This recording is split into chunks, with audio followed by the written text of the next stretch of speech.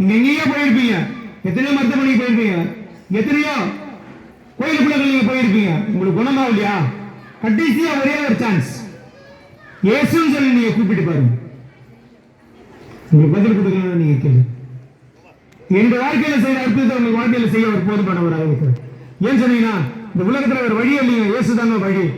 இயேசு நானே வழி சத்தியமும் ஜீவனுமா இருக்கிறேன்னு சொல்லி இந்த ஒரே ஒரு சான்ஸ் கொடுத்து பாருங்க. வேதம் சொல்லுது, வருத்தப்பட்டு பாரம் சுமக்கிறவர்களே நீங்க எல்லோரும் என்னிடத்தில் வாருங்கள், நான் உங்களுக்கு இளைப்பாறுதலை தரேன்னு சொல்லி சொல்லுங்க.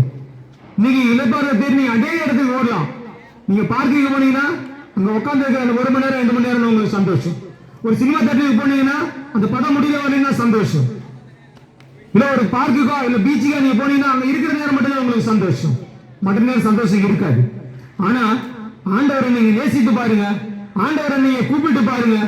ஒவ்வொரு நாளும் அவரை நீங்க எப்பெல்லாம் கூப்பிடுறீங்களோ, எப்பெல்லாம் நீங்க அவர் நேசிக்கிறீங்களோ, எப்பெல்லாம் அவரோடு கூட நீங்க தொடர்பு வைத்து அவரை நீங்க அவர் கூட பேசுறீங்களோ, உங்களுடைய வாழ்க்கையில சந்தோஷம் தாங்க, துக்கன்றதுக்கு வேலை இல்லைங்க. ஒரே ஒரு சான்ஸ் நீங்க கொடுத்து பாருங்க, இயேசுன்னு சொல்லி கூப்பிட்டு பாருங்க, உங்களுடைய வாழ்க்கையில அற்புதம் நடக்கும். ஏன்னா அவர் அற்புதத்தின் தேவன். ஒரே ஒரு சான்ஸ் கொடுங்க. எப்படிப்பட்ட வியாதிகள் இருந்தாலும் சரிதான், இருக்கிற இடத்துல வந்து முழங்கால் படிக்கிட்டு, ஏசப்பா அந்த மனுஷனுக்கு நீங்க செஞ்சீங்களே, அந்த கேன்சர் வியாதியை குணத்தை செஞ்சு குணப்படுத்திட்டீங்களே, எனக்கு செய்யுங்கன்னு சொல்லி நீங்க கேட்டு பாருங்க. ஆண்டவரே இயேசு கிறிஸ்து உங்களுக்கு செய்ய